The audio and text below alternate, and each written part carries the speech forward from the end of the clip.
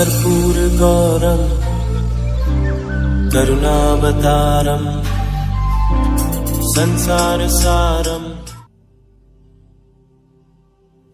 ओम शिवाय, जय माता दी। पुनः स्वागत है आप सभी का। चलिए हमारा उत्तम विषय ले लेते हैं। देवगुरु बृहस्पति देव वक्री हो गए बहुत लंबे समय के लिए। तो ये वक्री चाल का प्रभाव चंद्र राशि जो कन्या है उनके जातकों के ऊपर क्या रहेगा, कैसा होने वाला है, क्या स्थितियां उत्पन्न होने वाली है।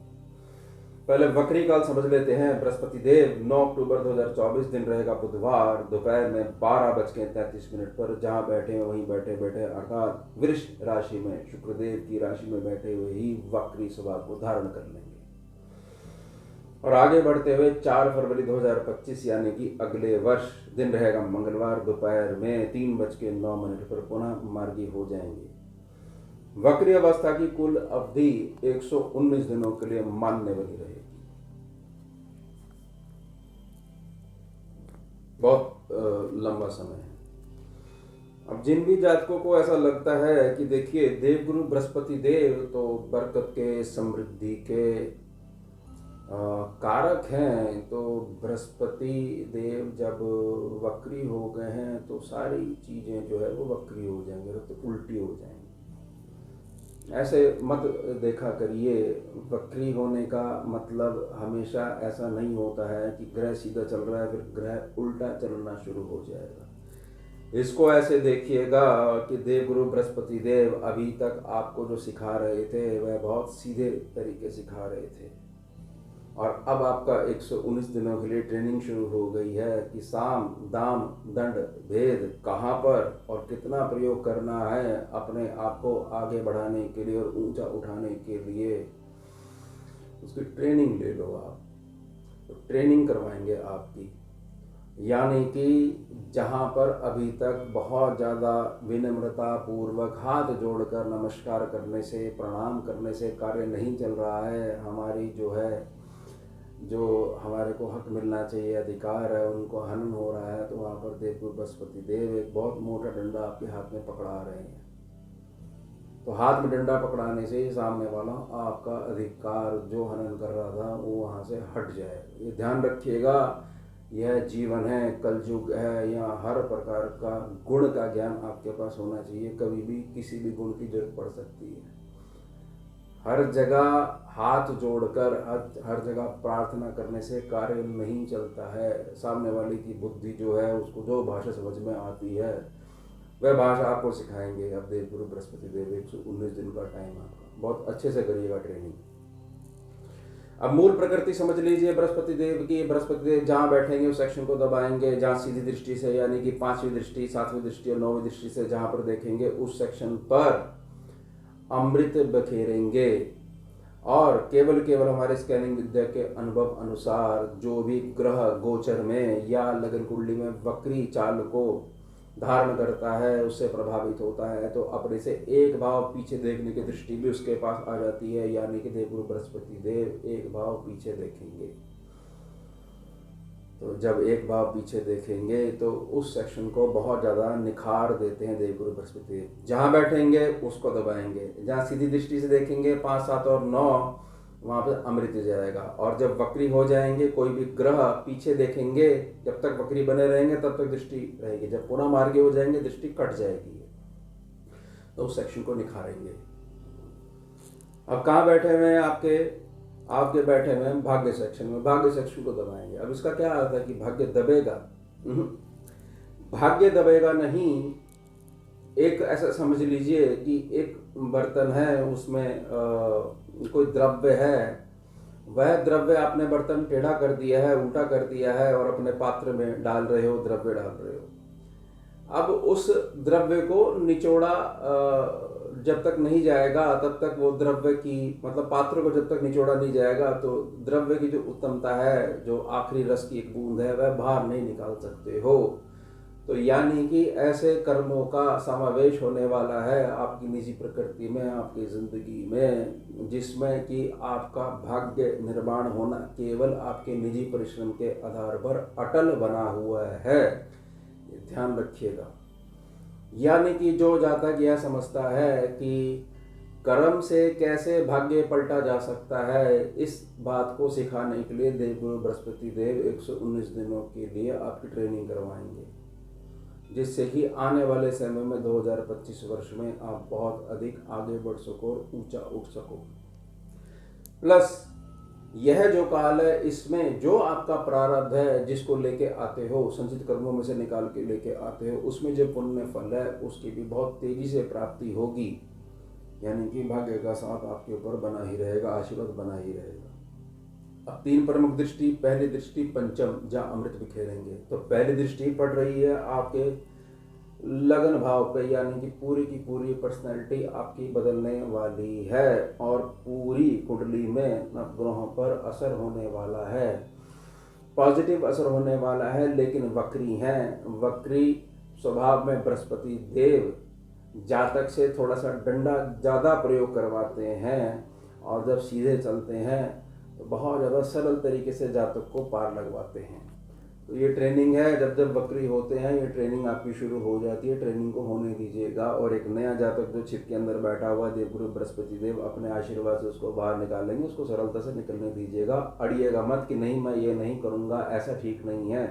सामने वाले को आपकी प्रेम वाली भाषा सुनाई ही नहीं देती है, तो उसके जो मन मस्तिष्क तक जो आवाज़ जानी चाहिए, तो आपकी पीठ जो है वो बहुत ज़्यादा हाई होनी चाहिए, बहुत तेज़ी से बोलना पड़ेगा। तो उसके लिए तैयार हो जाइए, यही तरीका है, इसको सीख लीजिएगा। मेरी बड़ी निजी प्रार्थना रहेगी। जीवन में बहुत बड़ा बदलाव आने वाला है, उस पॉजिटिविटी को पहचानिएगा और उसको आने दीजिएगा, ध्यान रखिए। अब सप्तम दृष्टि जो पड़ रही है, अमृत में दृष्टि पड़ रही है, आपकी बेसिक नेचर पर पड़ रही है, आपकी निजी प्रकृति पर पड़ रही है, आपके परिश्रम स्थान पर पड़ रही है। 2 चीजें आपके जीवन में होनी अटल है। अब केवल गोचर की गणना के आधार पर और केवल बृहस्पति देव की दृष्टि जो पड़ रही है उस आधार पर, सबसे पहले आपकी निजी प्रकृति में जो बहुत सीधी प्रकृति है, इसमें आश्चर्यजनक बदलाव आने वाले हैं, क्योंकि परिस्थितियां ऐसी उत्पन्न होने वाली। हार्ड डिसीजन लेने के लिए तैयार होना पड़ेगा, और जो अनावश्यक भय बना रहता है उससे भी बाहर आ जाओगे। जो ये फर्क है कि यहाँ पर केवल मीठी मुस्कान से मेरा कार्य निकल सकता है, वहाँ पर सत्यता का जो लेक्चर देने का जो अभ्यास है वह बिल्कुल बंद हो जाएगा। मन मुस्कुराहट होगी और मस्तिष्क से कैसे कार्य लिया जाता है, ये बहुत बड़ा बदलाव, दूसरा बदलाव आप अपनी नेचर में देखोगे। तो ये दोनों गुण, मीठी वाणी और उत्तम मस्तिष्क का प्रयोग, ये आपकी नेचर में होने वाला है, और इसका फायदा पूर्णता वापस आके मिलेगा कि आपका भाग्य जुड़ना शुरू हो जाएगा। ध्यान रखिएगा, अब समय ऐसा है कि जो बहुत लंबी चौड़ी जो मेहनत करी जा रही थी, बड़ा घूम के आया जा रहा था, तो शॉर्टकट्स आपके सामने आने वाले हैं। बस अधर्म का जो मार्ग है उसकी पालना नहीं करनी है, ये ध्यान रखिएगा। उसके पश्चात जो नवम दृष्टि पड़ रही है, त्रिकोण भाव पे पड़ रही है, पंचम भाव पे पड़ रही है। कहाँ बैठे हुए हैं? नवम भाव पे बैठे हुए हैं। ये भी त्रिकोण भाव है, दोनों शुभ भाव है, बहुत अच्छे रिजल्ट्स देते हैं। एक भाव शनि से रिलेटेड है, एक भाव शुक्र से रिलेटेड है। स्कैनिंग विद्या में दोनों प्लैनेट्स को मिला दो तो यह भी लक्ष्मी उत्पन्न कर देता है। ऐसा संभव है कि आपके यहाँ किसी भी इस काल में संतान का जन्म होगा तो वह लक्ष्मी का, कुबेर का रूप ही होगा, यह संभव है। संतान के भाग्य से उत्तमता मिलेगी, नींव मिलेगी लक्ष्मी के संदर्भ में, बरकत के संदर्भ में। पुरानी जो पढ़ाई लिखाई है, आपकी जो एजुकेशन है, डिग्री के संदर्भ में भी, और जो पुराने जिंदगी के कड़वे अनुभव हैं, जब आप बहुत ज़्यादा कड़े डिसीजन लिया करते थे लेकिन समय ने बहुत ज़्यादा सीधा बना दिया, आपको थोड़ा सा लाचार सा बना दिया है, वह काल याद आएगा और सामने आके खड़ा हो जाएगा। बस आपने उसको स्वीकारना है, गले लगाना है, और सीधा प्रभाव पड़ेगा आपके लाभ स्थान पर। लाभ हाथ जोड़कर विवश होकर आपके सामने आकर खड़ा होगा ही होगा। बस जो हो रहा है उसको होने दीजिएगा। बहुत ज़्यादा इस प्रकार में मत पड़िएगा कि हाय मैंने इसको ऐसे आज कह दिया, बड़े कड़े शब्दों का प्रयोग करा, लेकिन ये देखिएगा कि जब तक प्यार से बात करी जा रही थी तो क्या उसके अंदर बदलाव आया या नहीं। और आपकी जो उत्तम प्रकृति है, संभली हुई प्रकृति है, भोली भाली प्रकृति है, वह उसमें भी ट्रिक खेलने का प्रयास कर रहा है। सामने वाला जातक को सोच रहा है कि दोबारा किस तरीके से आपको उंगली पे घुमाया जाए। पूरा सर पे भी बिठा लोगे तब भी नहीं घुमा पाओगे कन्या राशि के जातक को, और वह समय आने वाला है। प्रार्थना रहेगी, पहले जैसे कहा था कि निखारते हैं जब द्वादश भाव को देखेंगे वक्री स्वभाव में। तो ये कहाँ पड़ रही है? अष्टम पे पड़ रही है। यहाँ कौन सा नंबर लिखा हुआ है? मंगल का नंबर है, 1 नंबर लिखा हुआ है। आने वाले समय में 2 या 2 से अधिक मार्गों से आपके पास आपकी भविष्य निधि चल के आएगी। यानी आने वाले उत्तम भविष्य में 2 या 2 से अधिक मार्गों से बरकत समृद्धि चलकर आएगी। उसका निर्माण करवाएंगे 119 दिनों में बृहस्पति देव, जो आपके सामने घटनाएं लाकर खड़ा कर देंगे।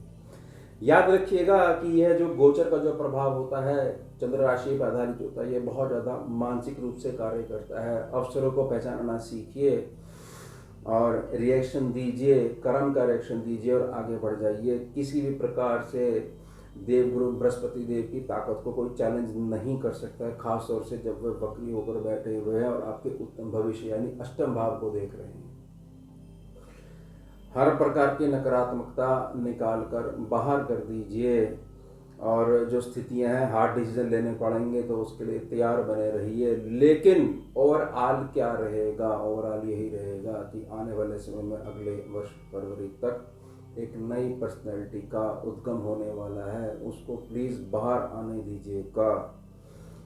उसमें आपका भी कल्याण है और आपके प्रत्यक्ष परिवार का भी कल्याण है। आने वाले जो जन हैं उनको वही टीचिंग्स आप दोबारा दोगे, सिखाओगे, जिससे आपका जो वंश है, परिवार है, श्रृंखला ये फलती फूलती रहे। इसी तरीके से प्रार्थना रहेगी। यह जो स्कैनिंग विद्या है, इसकी जो वीडियोस जो भी बनती हैं, इसको चंद्र राशि पे बेस करके बनाया जाता है। तो आपको बहुत अच्छे से क्लियर होना चाहिए चंद्र राशि क्या होती है। और हाँ, मेरी चंद्र राशि कन्या है, 6 नंबर वाला हूँ मैं जातक।